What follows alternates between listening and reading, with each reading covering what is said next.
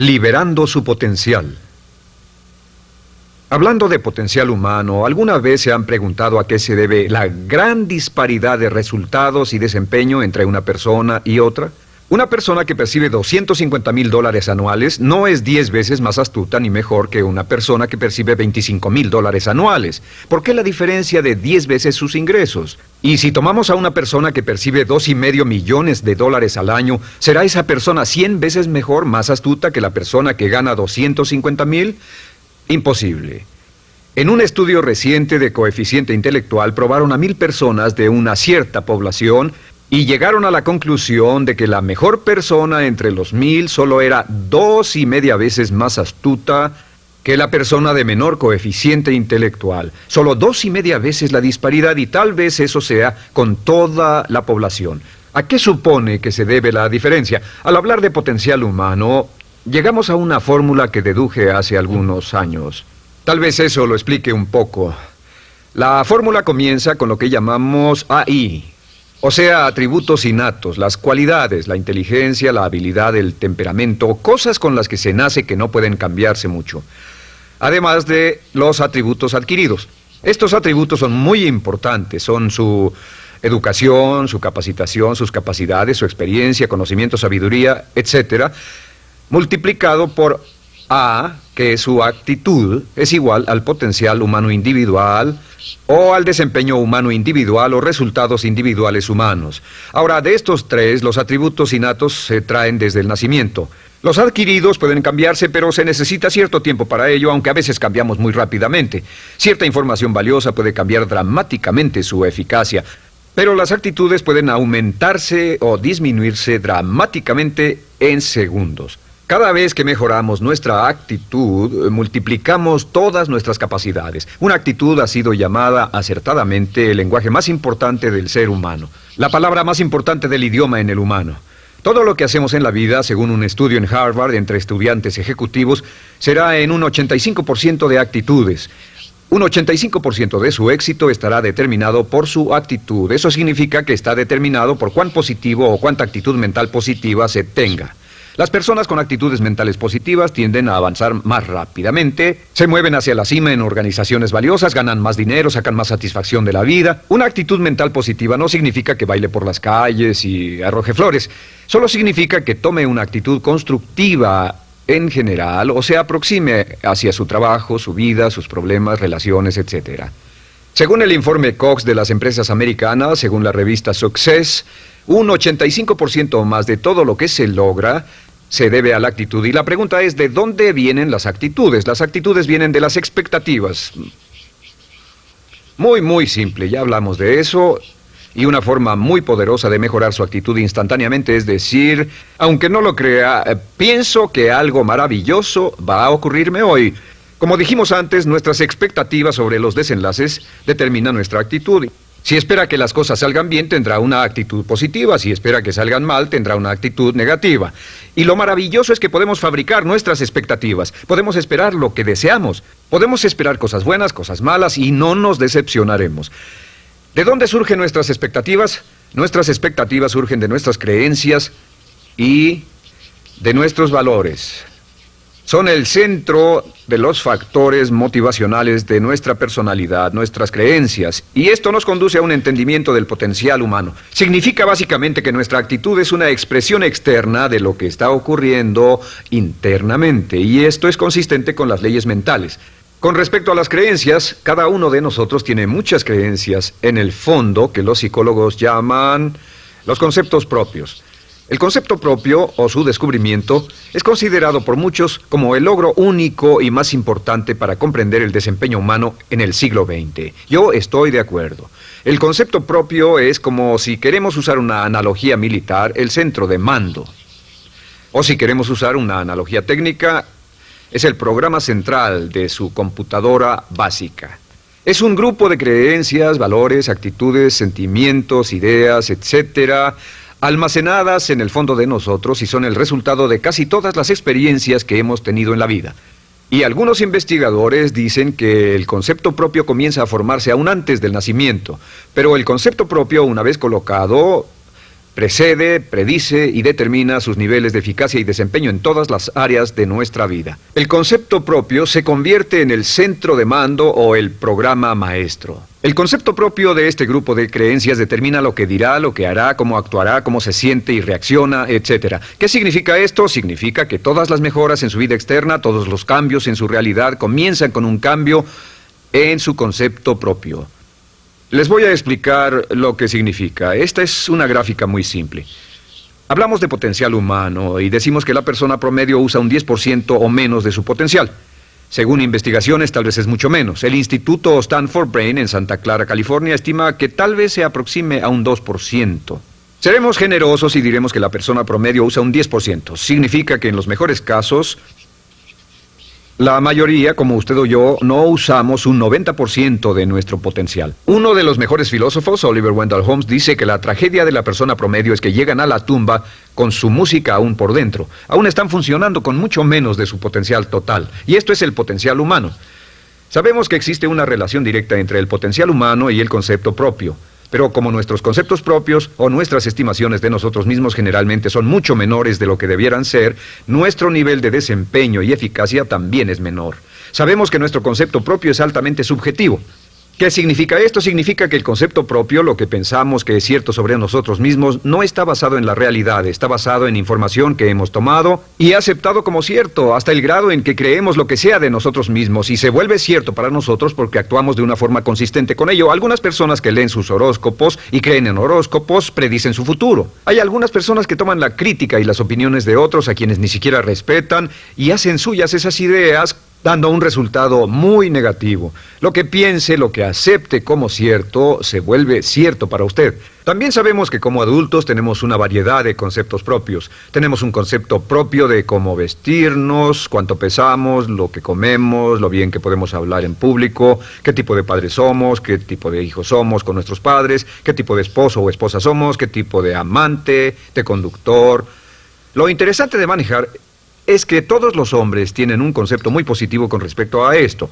Las mujeres no entienden esto, pero los hombres nacen con un genio inherente para manejar. Todos los hombres son choferes excelentes. Si no lo creen, todo lo que tienen que hacer las mujeres que están viendo esto es pensar en la última vez que trataron de corregir la forma de conducir de un hombre y recordarán que no obtuvieron buenas respuestas. ¿Cómo respondemos ante alguien que desafía nuestro concepto propio, sugiriendo que no somos las personas que pensamos ser? Estamos a la defensiva, nos enfadamos, nos irritamos, es difícil que nos traten.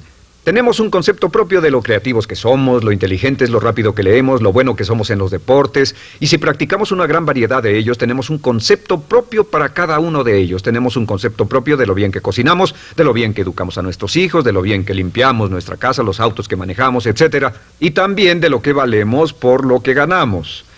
Es muy interesante saber que nunca ganamos más del 10% de nuestro concepto propio en ingresos. Nuestro concepto propio determina nuestro nivel de ingresos. Este nivel de concepto propio se llama zona de confort.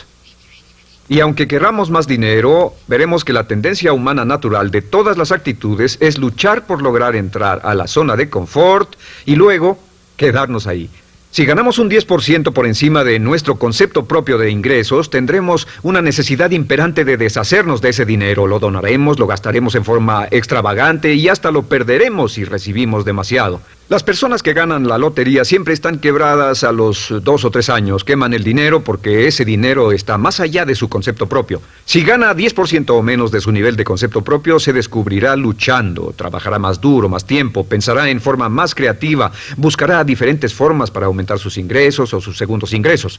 La única forma de mejorar cualquier parte de su vida, incluyendo sus ingresos, es aumentando el nivel del concepto propio de sus ingresos, comenzando a pensar en usted como si estuviera ganando más dinero. Si quiere bajar de peso, la única forma en que podrá lograrlo es pensando en que está delgado. Piense en usted mismo como una persona más delgada. Si quiere volverse una persona más popular, más amorosa, más feliz o más sana, comience a pensar una y otra vez en esas cosas hasta que se vuelvan parte de su nuevo concepto propio.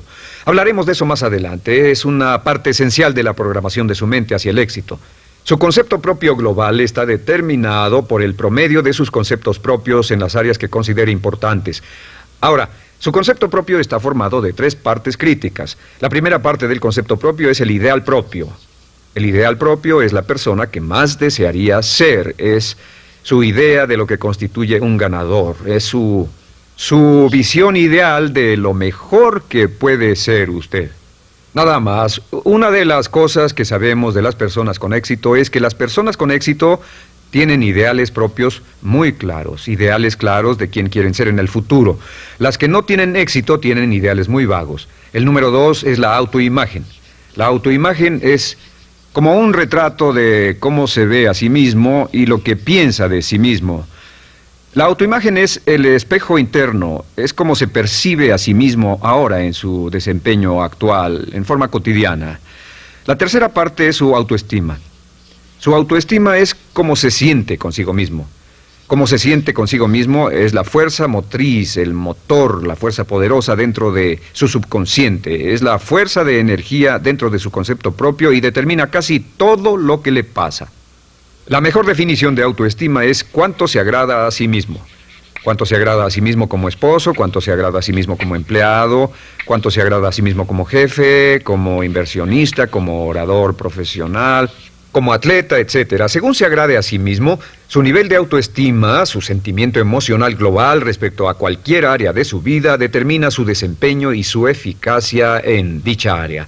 Lo sorprendente es que se convierte en lo que piensa, su concepto propio es maleable, su autoestima puede formarse repitiendo una y otra vez, me agrada mi persona, me agrada mi persona, me agrada mi persona.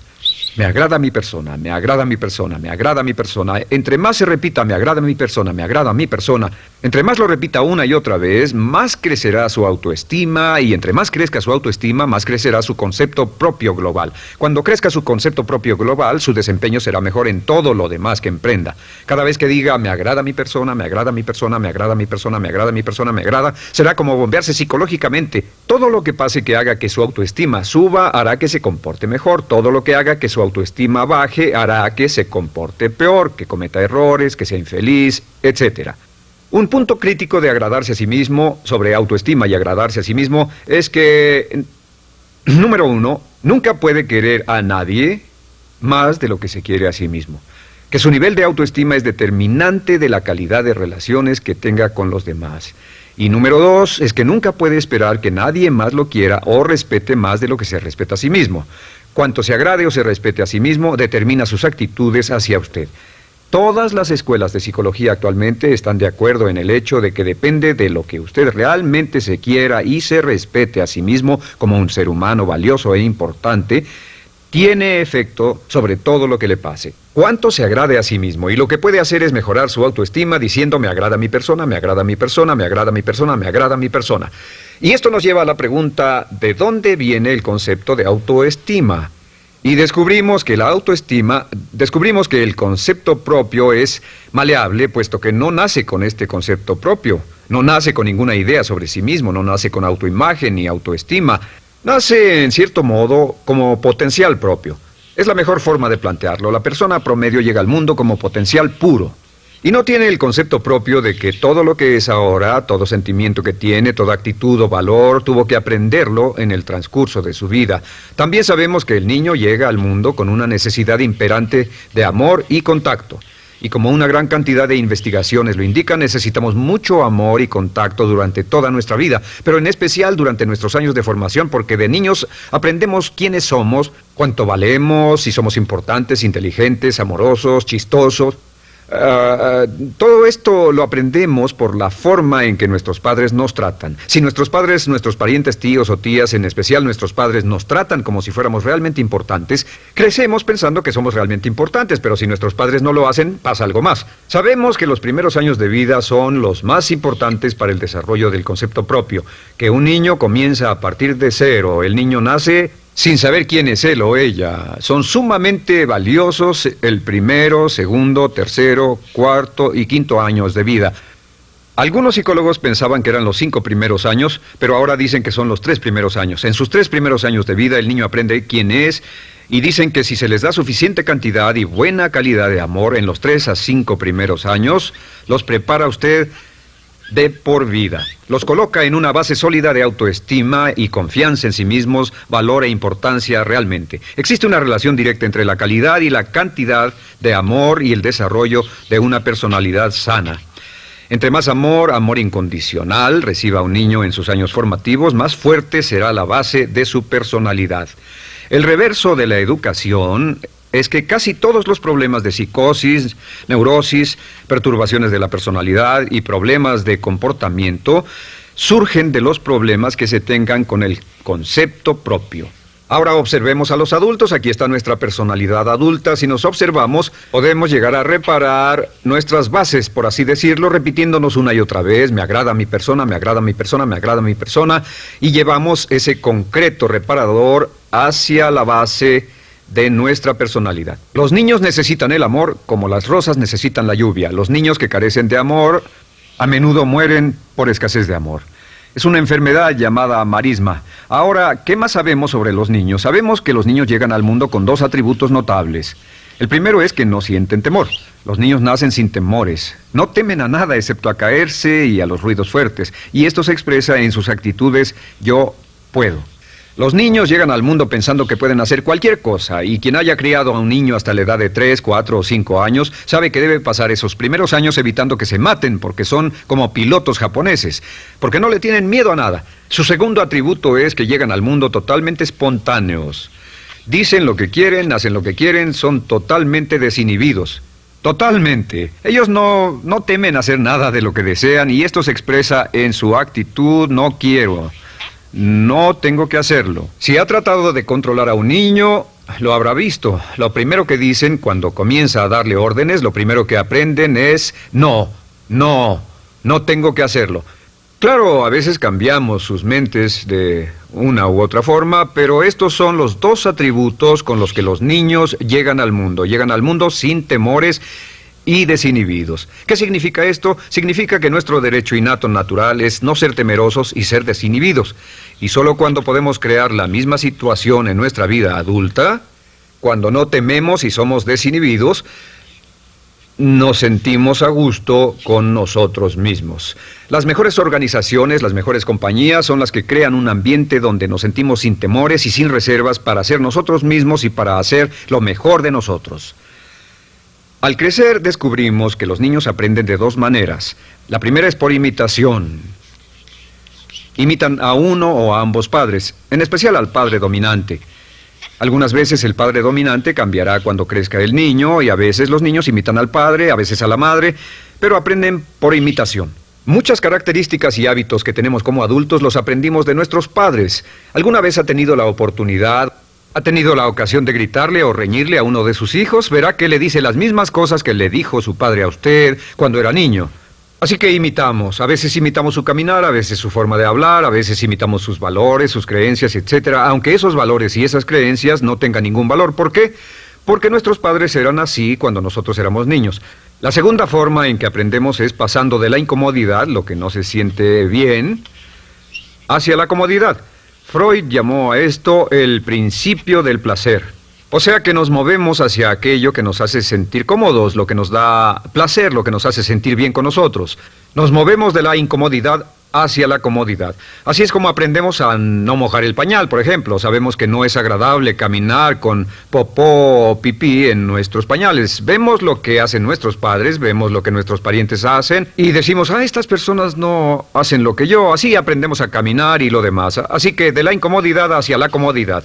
Durante toda nuestra vida, por cierto, así es como aprendemos. Imitamos leyendo lo que otras personas hacen, estudiando libros y en el trabajo, imitamos cuando vamos a la escuela, y hacemos lo que nos da resultados positivos, lo que nos da refuerzos positivos, y hacemos cada vez menos las cosas que nos causan incomodidad o dolor. Ahora, muy temprano en la vida, como equivocación o como resultado de una equivocación que los padres cometen en la crianza, los niños comienzan a aprender hábitos y patrones negativos. Los patrones y hábitos negativos tienen sus raíces principalmente en la crítica destructiva.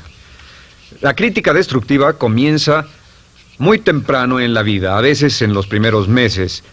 Y la crítica destructiva la usan los padres para dirigir y controlar a sus hijos. Desafortunadamente, tiene un efecto muy peligroso y dañino sobre nosotros, ya que la crítica destructiva tiende a minar la integridad de la personalidad del niño. Muchos de nosotros, incluyéndome a mí y a muchos de ustedes, nos hemos visto minados y heridos por la crítica destructiva más que todas las guerras en la historia. Ahora, como resultado de la crítica destructiva, comenzamos a desarrollar hábitos y patrones negativos. Los patrones de hábitos negativos son respuestas condicionadas hacia los estímulos. Los patrones de hábitos negativos se desarrollan en los inicios de la vida. Se desarrollan como resultado de una repetición del temor y el dolor una y otra vez. Se desarrollan como resultado de la crítica destructiva, el castigo físico, etc. En los inicios de la vida comenzamos a desarrollar dos manifestaciones que nos persiguen durante toda nuestra vida y más que ninguna otra cosa inhiben nuestro potencial. La primera es la llamada patrón de hábito negativo inhibido. El patrón de hábito negativo inhibido se aprende cuando al niño le dicen una y otra vez no. Aléjate de ahí, no toques eso, y se le castiga. Cuando el niño intenta algo nuevo, o se involucra con algo, o huele algo, o derrama algo, o rompe algo accidentalmente, el padre estalla y se enfada mucho. Como ven, el niño está impulsado por la curiosidad insaciable de explorar su mundo. Y lo que pasa es que cuando lo explora o se interesa y echa a perder algo, si el padre reacciona golpeando al niño, el niño comienza a pensar cada vez que intento algo nuevo, cada vez que intento algo diferente, cada vez que voy más allá de mis límites, cada vez que me salgo de mi zona de comodidad, cada vez que no juego sanamente, me golpean, me castigan, me lastiman, me envían a mi alcoba y me siento mal. Y muy pronto el niño desarrolla el sentimiento de no puedo, no puedo. No puedo. Cada vez que trato algo diferente, me castigan. No puedo, no puedo, no puedo. Es como la respuesta de Pavlov. Pavlov sonaba la campana y le daba de comer a un perro, y el perro salivaba, y Pavlov alimentaba al perro. Mientras sonaba la campana, el perro salivaba y siguió haciendo eso, y después Pavlov solo sonaba la campana y el perro salivaba. Lo que pasa en la vida adulta es que esto crea lo que llamamos temor al fracaso.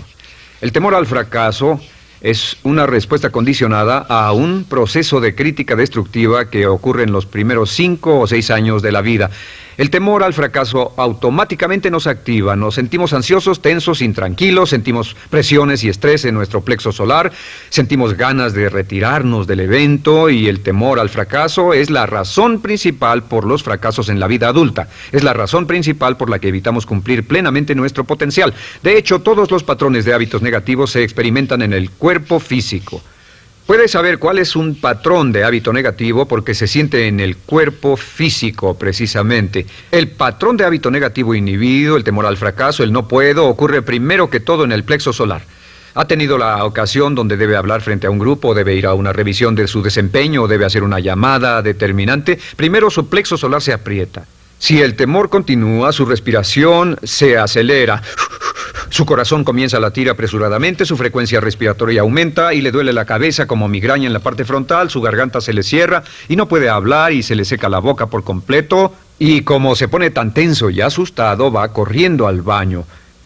Estas son todas las manifestaciones. No hay peligro físico, pero sí peligro psicológico, una respuesta condicionada. Cuando sentimos estas cosas, la tendencia es retirarse de la situación que las ocasiona, y es la razón por la que no logramos mucho si retrocedemos.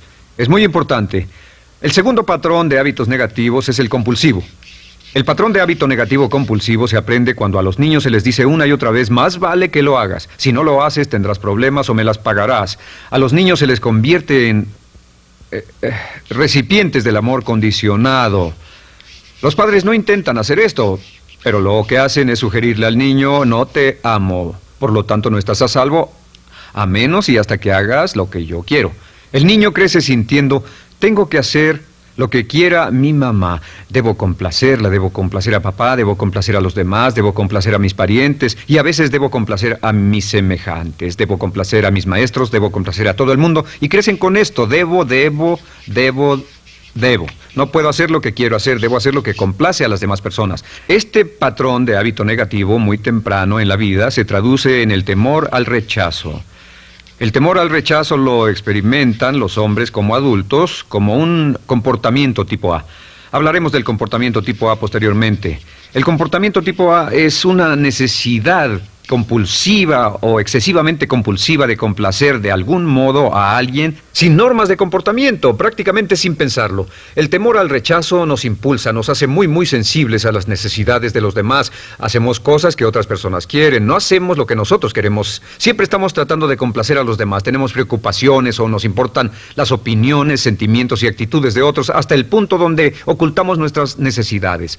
El temor al rechazo se siente en la columna del cuerpo. Se divide el cuerpo a la mitad y se siente hacia abajo en la mitad posterior del cuerpo. El primer lugar donde comienza a sentirse el temor al rechazo es generalmente en los hombros y el cuello. Nos sentimos entumidos, duros, tensos. Cuando tenemos mucho que hacer sentiremos un estrés tremendo en la columna. Los músculos se estiran en la parte posterior.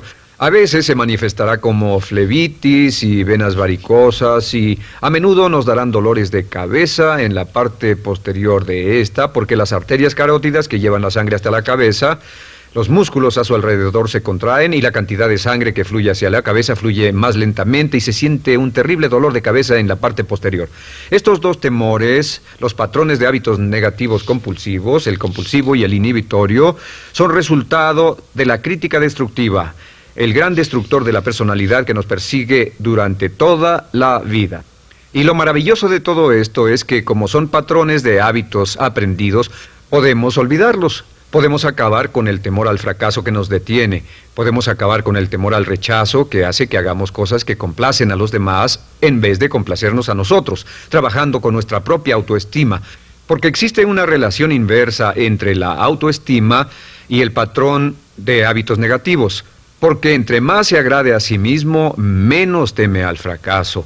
Entre más se agrade a sí mismo, menos teme al rechazo. Entre más se agrade a sí mismo, menos temerá a cualquier cosa. Y si sigue repitiendo, me agrada mi persona, me agrada mi persona, me agrada mi persona una y otra vez, si sigue diciendo esto, con el tiempo su autoestima sube más y más y más y más y sus temores desde luego bajan.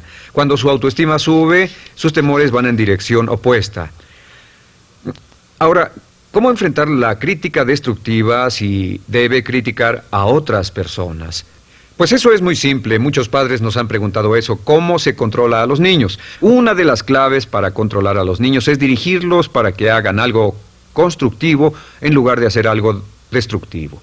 Otra cosa que debe recordarse es que lo que quiere hacer es que quiere dar una crítica informativa, crítica constructiva, lo que significa que se les dice a los niños lo que pueden hacer o a los adultos lo que pueden hacer mejor. Todo el propósito de dar retroalimentación de cualquier tipo es mejorar el desempeño. Si es padre o si es jefe o si es una persona en una relación, si una persona está haciendo algo malo o inadecuado, todo el propósito de darles cualquier tipo de retroalimentación es para que puedan hacerlo mejor. Sin embargo, existe una relación directa entre la autoestima y la crítica destructiva. Cada vez que se critica a una persona, su autoestima baja. Y cada vez que su autoestima baja, su habilidad para desempeñarse baja. Si critica a una persona en forma destructiva demasiado tiempo, llegará a un punto donde no intentarán nada. Se convierte en lo que llamamos hipersensible.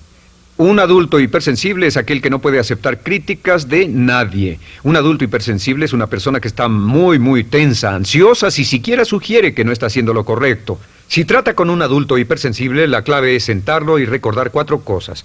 Número 1, comenzar con alabanzas. Número 2, proteja la autoestima de la persona a toda costa. Número 3, discuta el desempeño y no a la persona. Hable del comportamiento más que de la persona.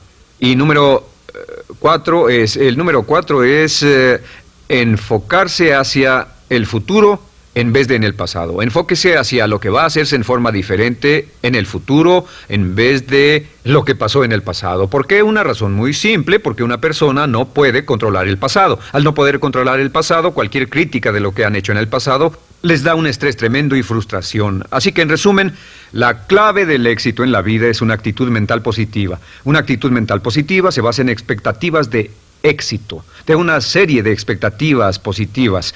Esa serie de expectativas positivas se basa en sus creencias y en su concepto de sí mismo. El centro de su concepto propio que determina su eficacia en la vida es su autoestima, y su autoestima se mide por cuanto se valore a sí mismo. Las dos cosas que nos frenan más que nada son el temor al fracaso y el temor al rechazo.